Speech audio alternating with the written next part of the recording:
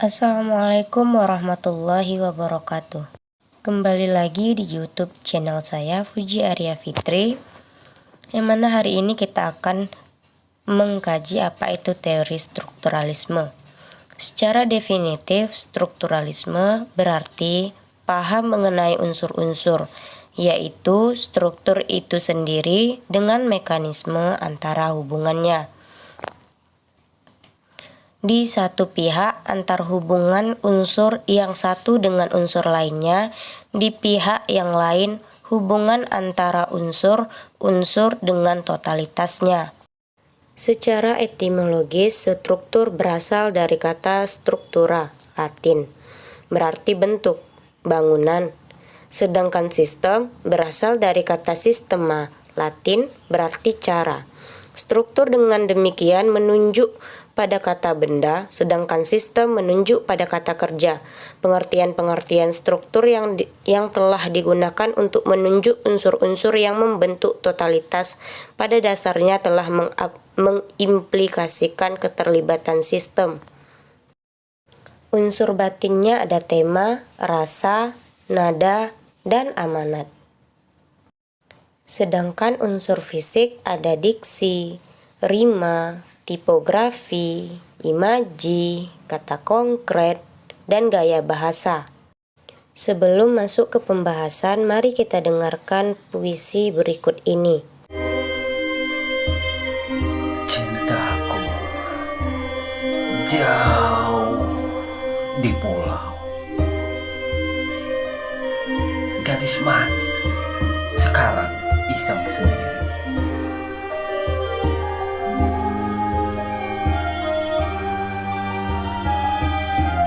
Perahu melancar, bulan memancar. Di leher ku kalungkan oleh-oleh buat si pacar.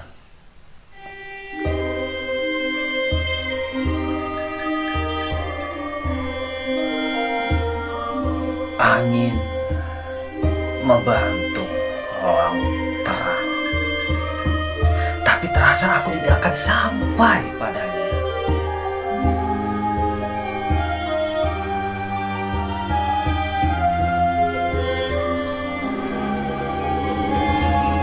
Di air yang tenang,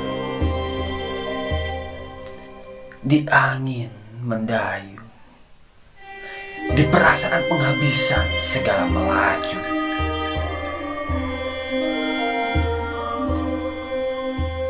Ajal bertahta sambil berkata, tunjukkan perahu ke pangkuanku saja.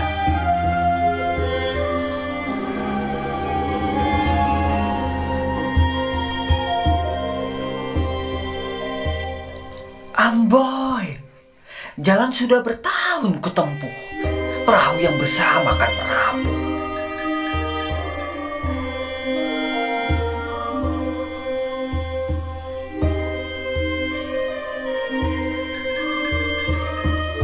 Mengapa ajal memanggil dulu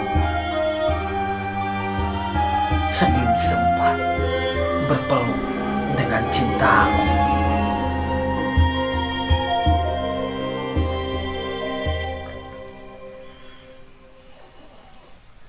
Manisku jauh di pulau,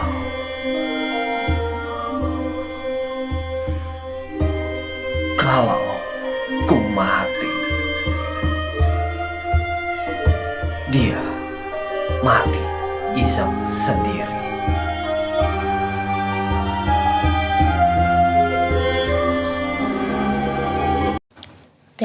Tema adalah isi keseluruhan puisi, maksud dan tujuan penulisan.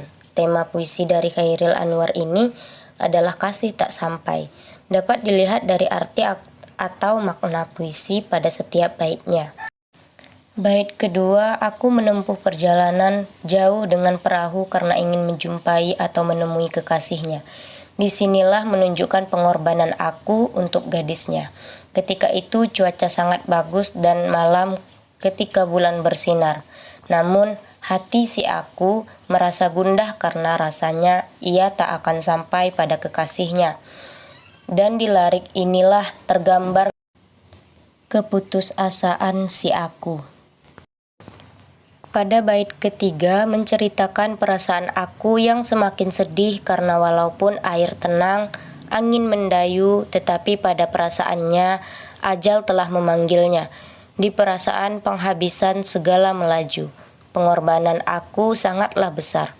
Ajal bertahta sambil berkata, "Tujukan perahu ke pangkuanku saja." Suasana pada lirik tersebut sangat mencekam si aku. Bait keempat menunjukkan pengorbanan aku dan keadaan yang mencekam yang telah dilewatinya. Demi menjumpai kekasihnya, ia telah bertahun-tahun berlayar. Bahkan perahu yang membawanya akan rusak. Namun ternyata kematian menghadang dan mengakhiri hidupnya terlebih dahulu sebelum ia bertemu dengan kekasihnya. Yang kedua, dari unsur batin ada rasa. Rasa yaitu sikap penyair terhadap pokok permasalahan yang terdapat dalam puisinya. Dari seorang puitis yang diwakilkan oleh tokoh aku di dalam puisi tersebut adalah penyampaian dengan kesedihan. Bagaimana tidak sedih ketika ingin berjumpa kekasih tetapi ajal duluan yang datang kepadanya.